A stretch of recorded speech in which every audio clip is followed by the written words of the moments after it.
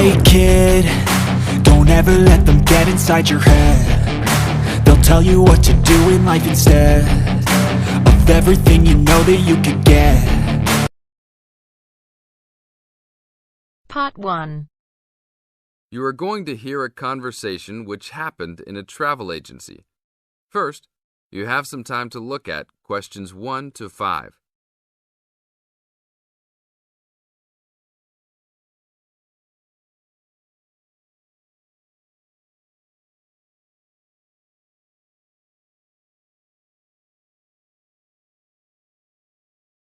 Now we will play the recording. Listen to the tape and answer questions 1 to 5. Hi, I would like to make a reservation for a round-trip plane ticket from London to New York. Welcome to the Student Travel Agency.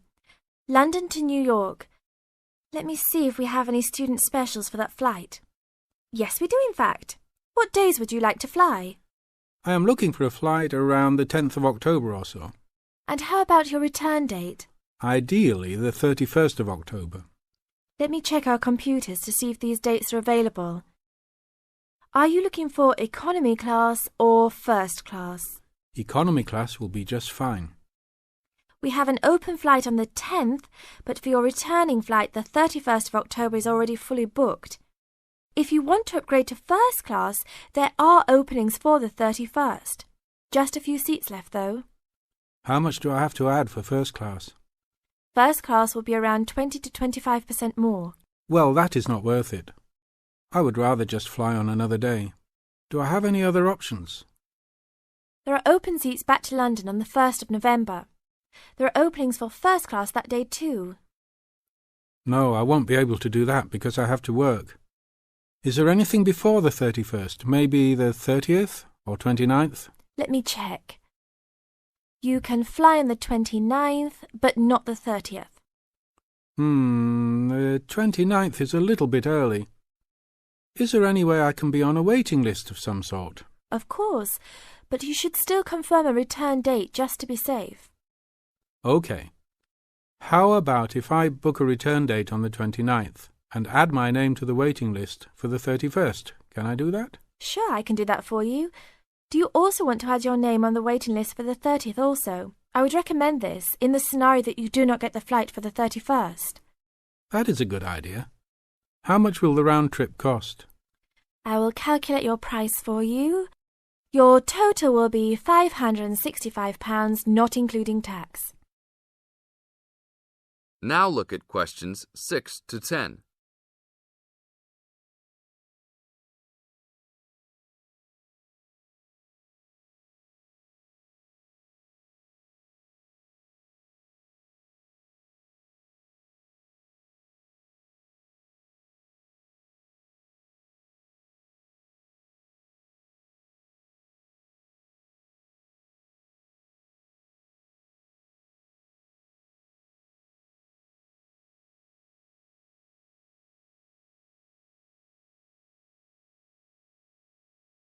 Now listen to the tape and answer questions 6 to 10. That's not too bad. Is there any discount for students? That is already including the discount. Without the discount, the price is easily over £600. OK, that sounds good then. Please put me down for those dates. I will need your information. Name and student identification number, please. Kenneth Conley, student ID 92123020. Your phone number, please. 87052109. Please tell me your mailing address. 354 Westchester Drive, London. Thank you very much, sir. How would you like to pay for the ticket? I think I will pay in cash. Well, you don't need to pay right now, just when you come to pick up the tickets. You will need to pick up the tickets at least 2 weeks before departure. That is no problem. One quick question. What happens if for some reason I need to cancel my trip? The student discount tickets are unfortunately non-refundable. However, if your cancellation is before 24 hours of takeoff time, then you can reschedule your flight for another day. If the cancellation is within 24 hours, then you forfeit your ticket. I understand. Well, thank you very much. I will see you next week. See you then. That is the end of part 1. You now have half a minute to check your answers.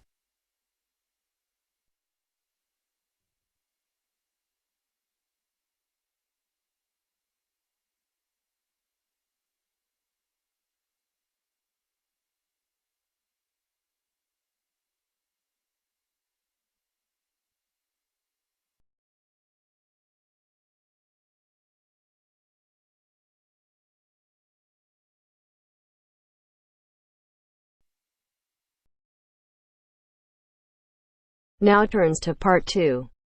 Part 2. You are going to hear a travel agent discussing a holiday booking with 2 customers. Look at questions 11 to 13.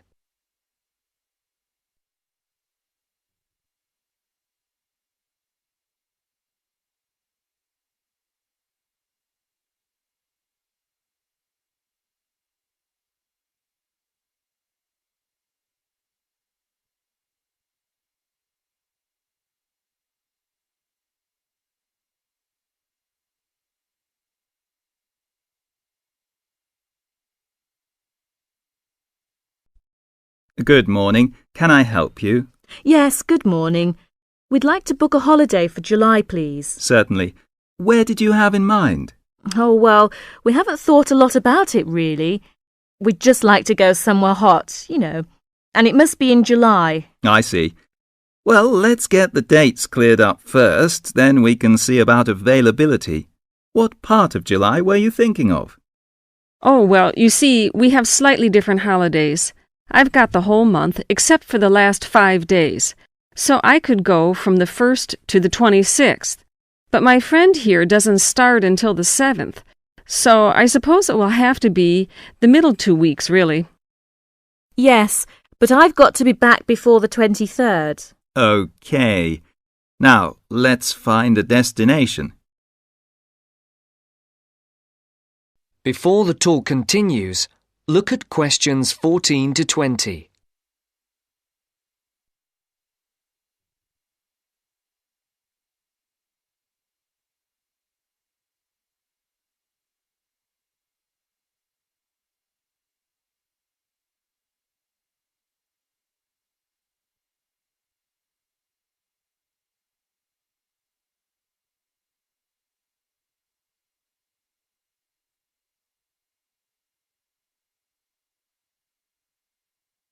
As you listen to the second part of the talk, answer the questions. Any preferences? France? Italy? Oh, not France. We went there last year, and it was absolutely packed with teenagers, making noise and getting drunk all the time. Yes, it was terrible. We definitely want somewhere quieter this year. Well, of course, it depends more on the resort rather than the country.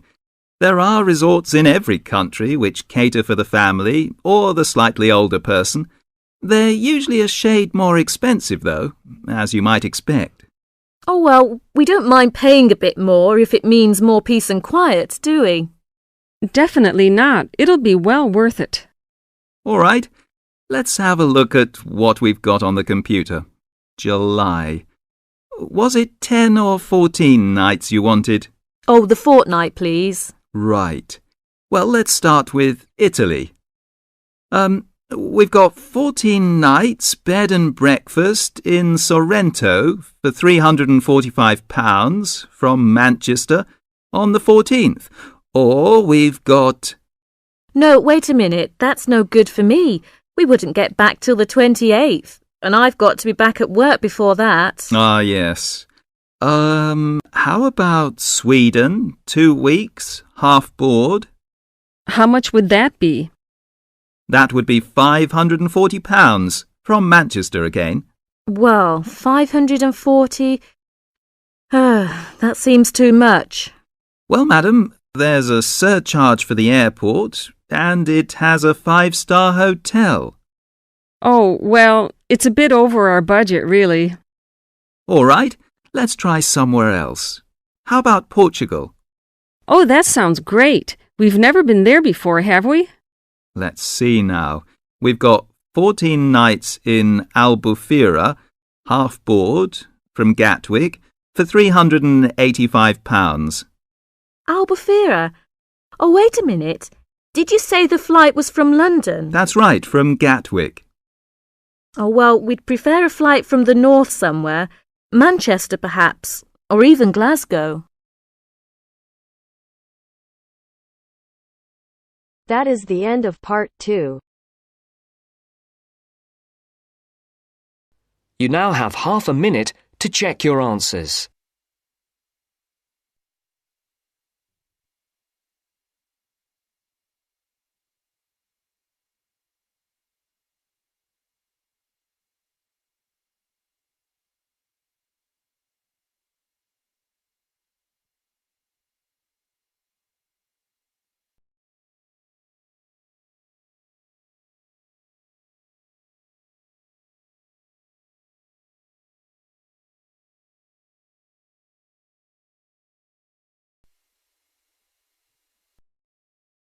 Now turns to part 3. Part 3. You will hear a discussion between two students, Rosie and Mike, and a university tutor. In the first part of the discussion, they're talking about a survey they have conducted on local entertainment. First, look at questions 21 to 26.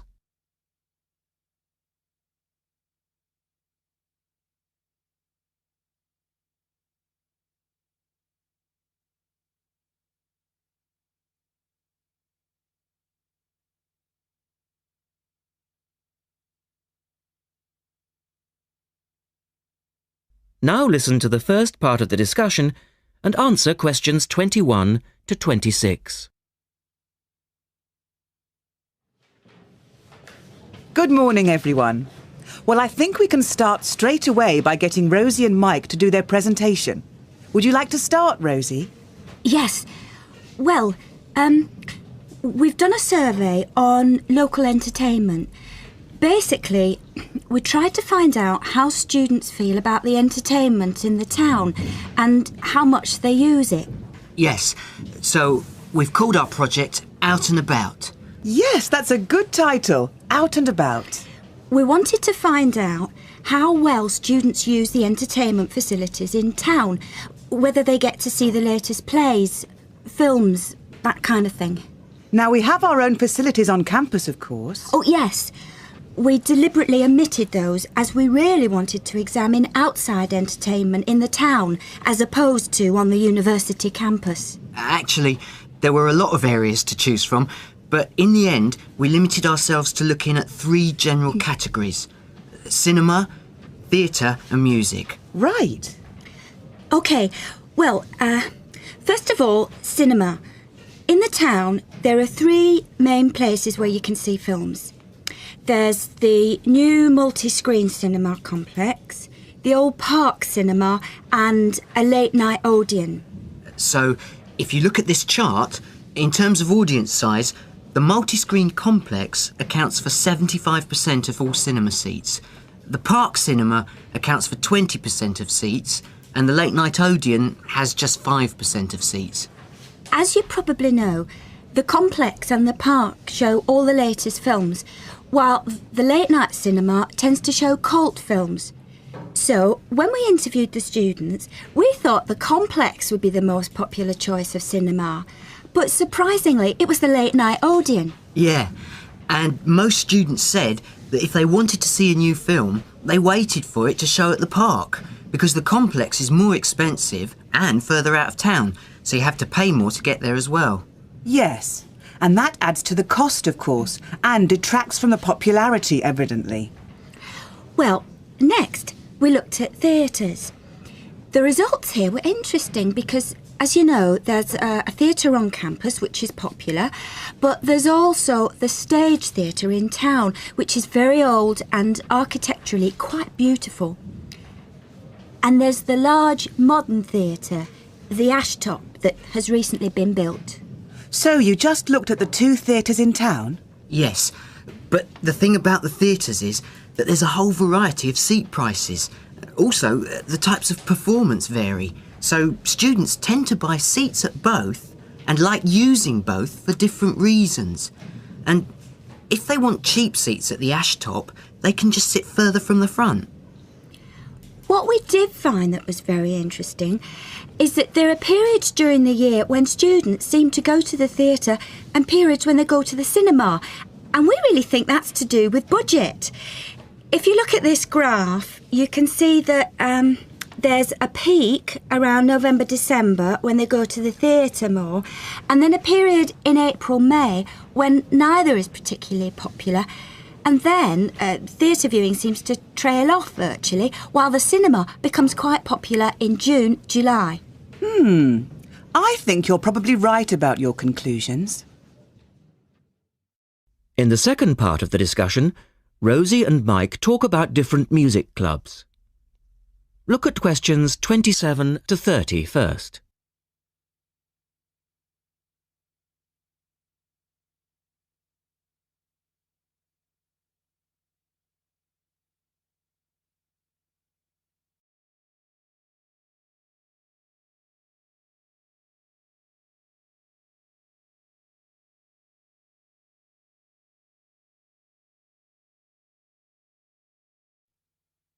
Listen carefully and answer questions 27 to 30.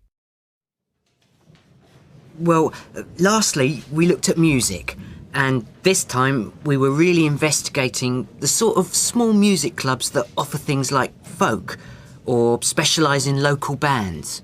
So not musicals as such? That's right. We looked at 3 small music venues and we examined the quality of the entertainment and the venue and gave a ranking for these. A cross, meaning that the quality was poor, a tick, meaning it was okay, and 2 ticks for excellent. First of all, the Blues Club, which obviously specialises in blues music. This was a pretty small place and the seating was minimal, so we didn't give that a very good rating. No, we don't recommend that one, really. Then the Sansu, which plays a lot of South American music. It was a big place, very lively, good performers, so 2 ticks for that one. The Pier Hotel is a folk venue, a good place for local and up-and-coming folk artists to play. Not the best of venues, as it's in a basement and a bit dark, but the quality of the entertainment was reasonable and the lighting was very warm, so we felt it deserved an average rating. Now finally, there's the Bald Rock Cafe, which features big rock bands and is pretty popular with students, and we enjoyed ourselves there as well, so top marks for that one. And then, did you get any information from the students as to which of the clubs they preferred? That is the end of part 3. You now have half a minute to check your answers.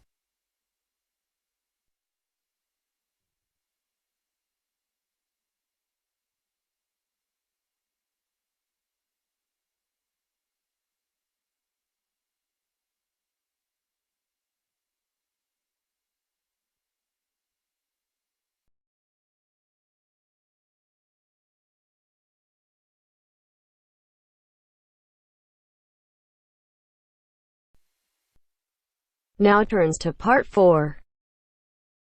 Part 4. I'd like to talk about the changes to our leisure time, and I'll start by talking about lifestyle changes over recent years for women. First, you have some time to look at questions 31 to 40.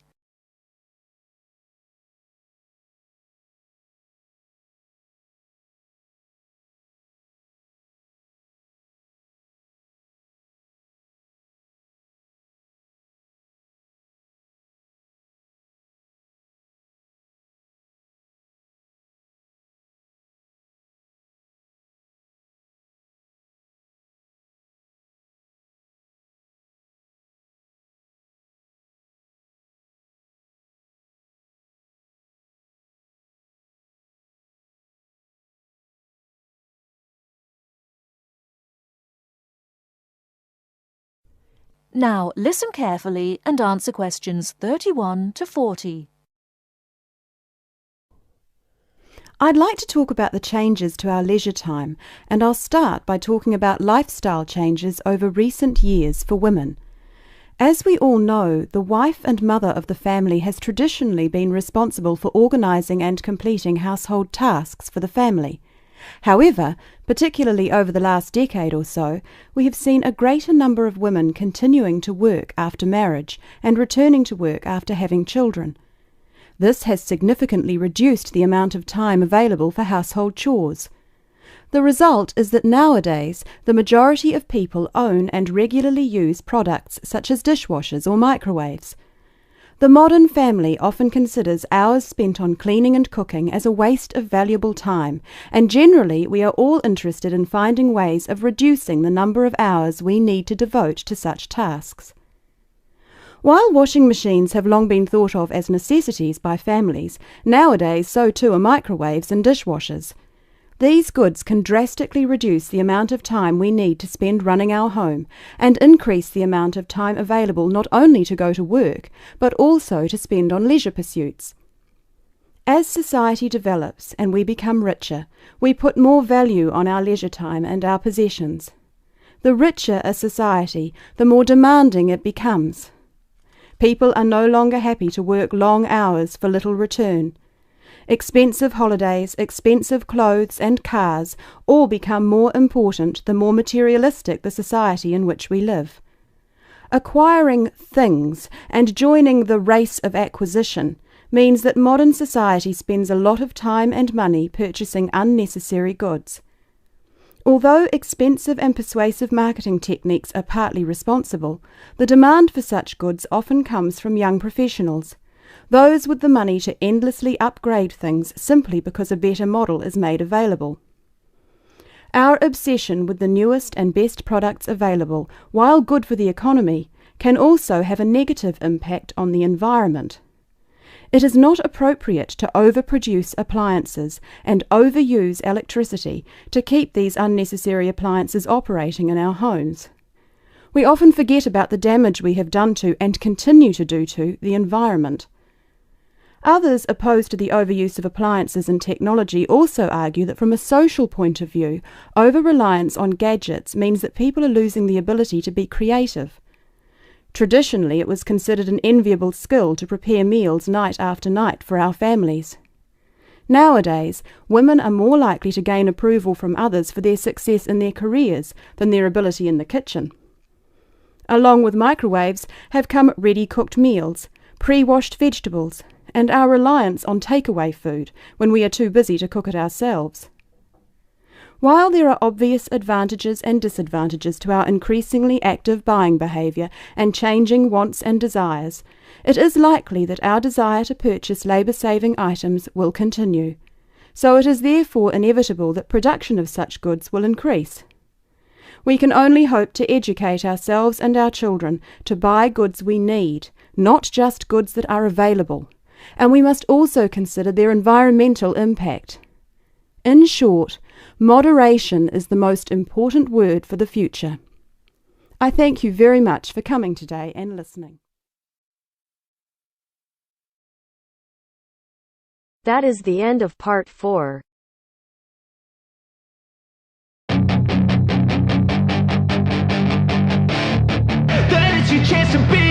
Hey kid, don't ever let them get inside your head. They'll tell you what to do in life instead of everything you know that you could get. Don't let them guide your life towards regret. I'll fight for what I love with every breath. My past is filled with things I won't forget. I use them all to push me to my best. So treat the worst of times just like a test. If only I could go back in time, I'd tell myself that everything will end up alright. Just push yourself, test yourself, figure out what you like, and find your limits, don't be rigid, always work towards a prime. Surround yourself with open minds, people can change your life. A few friends with intent can help you feel alive. Find a passion, take some action, and with a little time, just be patient, make a statement, try to enjoy your life. They'll try to kick you while you're down. They wanna rise up while you drown. They wanna fill your head with doubt. They're silently scared that you'll figure it out.